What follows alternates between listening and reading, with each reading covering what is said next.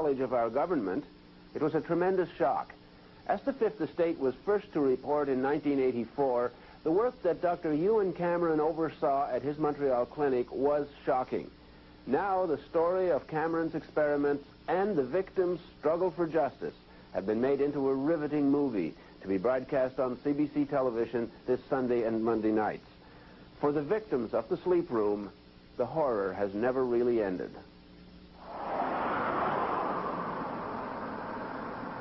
Even if you don't know the history of the Allen Memorial Institute in Montreal, it looks like a natural setting for a movie. A horror movie, maybe. But then, the truth about what happened to hundreds of psychiatric patients there a long time ago is a horror story. Okay, so we're en route, guys. A piece of Leon. And now, it has become a movie. A dramatized account of a bleak chapter in the history of Canadian psychiatry, produced by a former Fifth Estate documentary maker, Bernard Zuckerman. Literally could not make change for $1. I got it. The central character in the TV movie is a world-renowned psychiatrist at the Allen in the early 60s. His name was Dr. Ewen Cameron. Dr. Cameron. It's the classic story of good turning to evil in its most simplistic terms. I mean, Dr. Cameron started off as someone who was probably one of the most enlightened psychiatrists in the country. But then something happened. And whatever happened, suddenly here is this enlightened doctor, this noble doctor, who begins doing more and more and more bizarre experiments on his patients to the point where he is destroying the minds of hundreds of people. These are the days, and ours are the occasions. Inspired by the exuberant post-war optimism in technology, Cameron thought he'd achieved a major scientific breakthrough: how to repair a damaged human mind. The media rejoiced, even coined a phrase which would become a tragically silly oxymoron: beneficial brainwashing. Linda MacDonald was a young mother with 5 children under the age of 5 when she started feeling low. Her family doctor knew just the man to make her better. I was tired, I was depressed, my back was hurting. And so he said to the children's father, why don't you go to Montreal and visit this Dr. Ewen Cameron, this famous man who has all of these accolades, and have an assessment.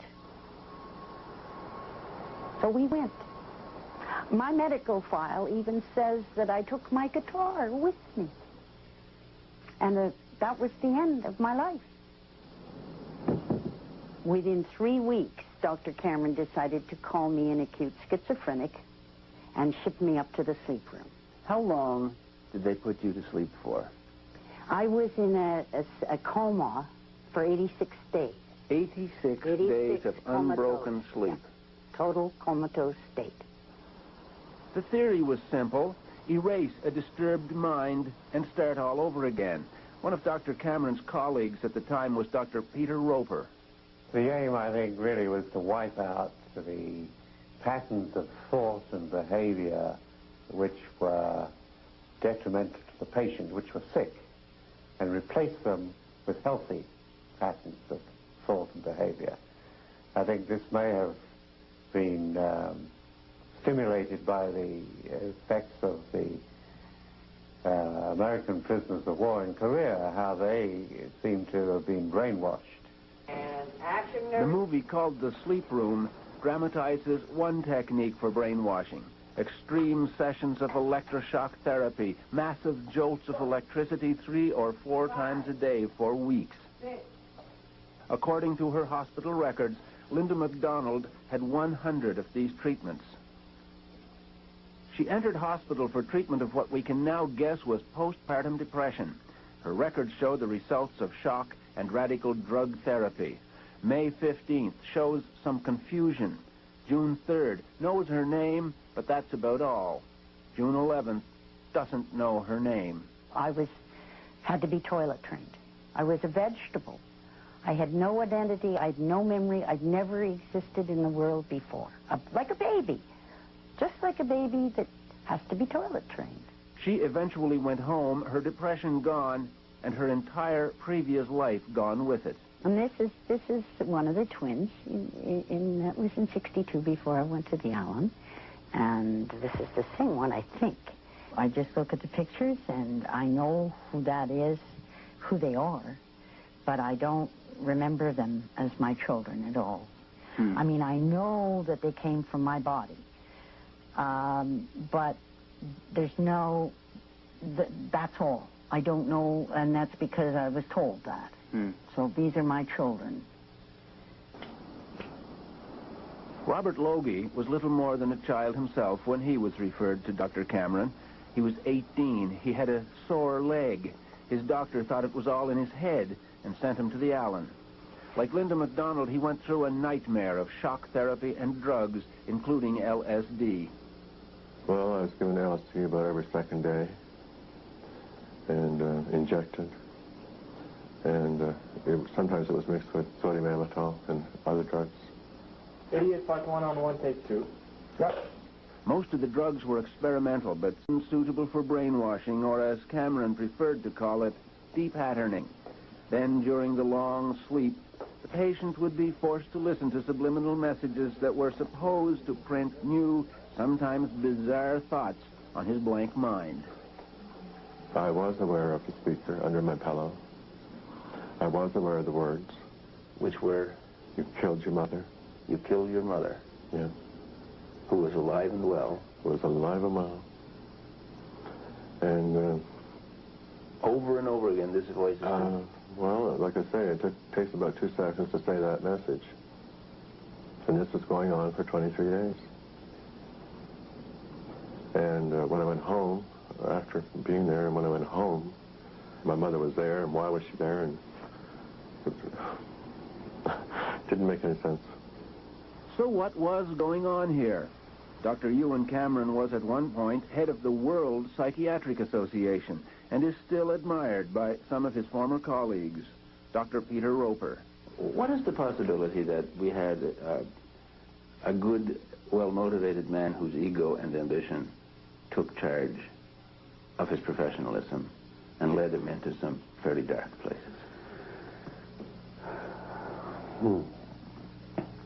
Well, I would put that chance as pretty slight. I think it's more likely that if he'd been around to defend himself when this story came out, we'd have a totally different picture of it. What would he say? Put yourself in his shoes. What would he say? I think he'd say, look, I treated these patients to the best of my ability. I didn't get all of them well, but most of them I got better than they were. Travesty, I agree. But in the movie, Dr. Cameron will not come off so well. They're your patients. Most of these people were discharged as cured. It accurately shows that many of his patients, inaccurately diagnosed as schizophrenics, were permanently damaged by his methods. Eventually, even Cameron had doubts about his experiments. He left the Allen in 1964, died of a heart attack 3 years later. By then, the hospital had quietly abandoned the experiments. Destroy these people for nothing. You can't just walk away from this, Cameron. It'll come out and it'll ruin you. You can't walk away. Nobody knows for sure exactly how many people Dr. Cameron and his colleagues exposed to the program of chemical and electroshock treatment they called depatterning and psychic driving, a process which some experts have since called barbaric. But many years would pass before there would be any public or official acknowledgement of what those damaged patients had been through. It would take a dramatic disclosure in the late 70s that the Allen Memorial had been part of a Cold War program of brainwashing experiments, paid for in part by the CIA. Hidden among its most sensitive files were CIA records documenting a project called MK Ultra. Between 1957 and 1961, a CIA front funneled about $62,000 U.S. for brainwashing research by Dr. Ewen Cameron. The American media got the story first, but the Fifth Estate exposed the magnitude of the human tragedy. Experimental drugs, including LSD, were administered to human guinea pigs. The patients were never told that their treatment was part of a CIA experiment. I don't think we'll have radishes. One of those patients was Velma Orlico of Winnipeg. She'd been at the Allen in the late 50s for treatment of depression. She happened to be married to a member of Parliament, David Orlico of the NDP. She'd considered Dr. Cameron a near saint. Now she was being told she'd been betrayed by him. It was an awful feeling to realize when I found this out that the man whom I had thought cared about what happened to me didn't give a damn. I was a fly. Just a fly. First, she felt hurt. Then she got angry and decided to sue one of the most powerful institutions in the world, the CIA. As a matter of fact, when she said she wanted to sue the CIA, I said, "You're crazy. How can a hick from Winnipeg sue the CIA?" But she did, along with 8 other former patients, a massive lawsuit that would consume many years and become an obsession for a distinguished American civil liberties lawyer named Joseph Rao. Cameron, all he did was what the CIA was in effect asking him to do, and what he said he was going to do, and he did it. Rao and a young assistant named James Turner knew they were up against a formidable opponent in the CIA, but they thought the odds would be evened a bit by help from a natural ally. They were in for a disappointment. But we expected to have a very potent ally in the form of the Canadian government. And unfortunately, instead of helping their own citizens, because the Canadian government was worried about its possible liability, the Mulroney government, in effect, stabbed its citizens in the back at every turn in the litigation. Ottawa actually helped suppress a key piece of information, evidence that CIA officials at the U.S. Embassy had actually apologized to the Canadian government when the CIA experiments were first revealed. Jim Turner is still flabbergasted. You got to understand how important these apologies and expressions of regret were. This is an admission. This is legally admissible in court because it is one of the parties to the litigation saying, "I did something wrong and I'm sorry I did it." That is prima facie evidence of negligence and of wrongdoing that goes a long, long way to bringing the case to a timely conclusion instead of the protracted 10 years of litigation that we had. And action. Mr. Mulroney. The movie underscores the impact of Ottawa's refusal to give the lawyers details of the CIA apology. The lawyers eventually upped the ante on the Fifth Estate. And action? Tonight on the Fifth Estate, startling revelations about the activities of the CIA in Canada. With the publicity wave gathering momentum and the strength of the victim's case becoming more apparent, the CIA caved in the day before the trial was to begin. They settled out of court for $750,000. At the time, it was the largest settlement the CIA had ever awarded, and it provides a dramatic finale for the movie. Because we made them. They couldn't beat us. We won. You write that down, mister. Producer Bernard Zuckerman says, besides the financial terms, this was a major moral victory. Here you've got 9 little Canadian victims taking on probably the most powerful institution in America, the CIA, and these little Canadians, they win. They get the CIA to settle and give them money and, in effect, an apology saying what we did is wrong. The movie ends with a CIA settlement, but the story didn't end there. Troubling questions would persist, especially about the government of Canada.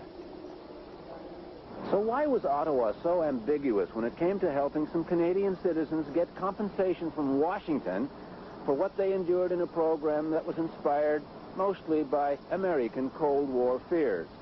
Well, the answer was simple. The government of Canada was even more deeply involved in the Allen Memorial experiments than the Americans. Dr. Cameron's experiments were funded to the tune of $500,000 by the Federal Department of Health and Welfare during the 50s, and the funding didn't stop then. They kicked in over $51,000 after the CIA project ended in 1961, which was when a young, stressed-out mother named Linda MacDonald became part of the Allen Memorial story. When she discovered that her own government had been funding brainwashing experiments on her, she made a dramatic decision. You decided to take on the government of Canada. Oh, sure. Well, hey, considering what I'd already been through, that was a snap. You know, what else? Why not? It must have become obvious to you fairly quickly that you were ramming your head into a brick wall. Yes.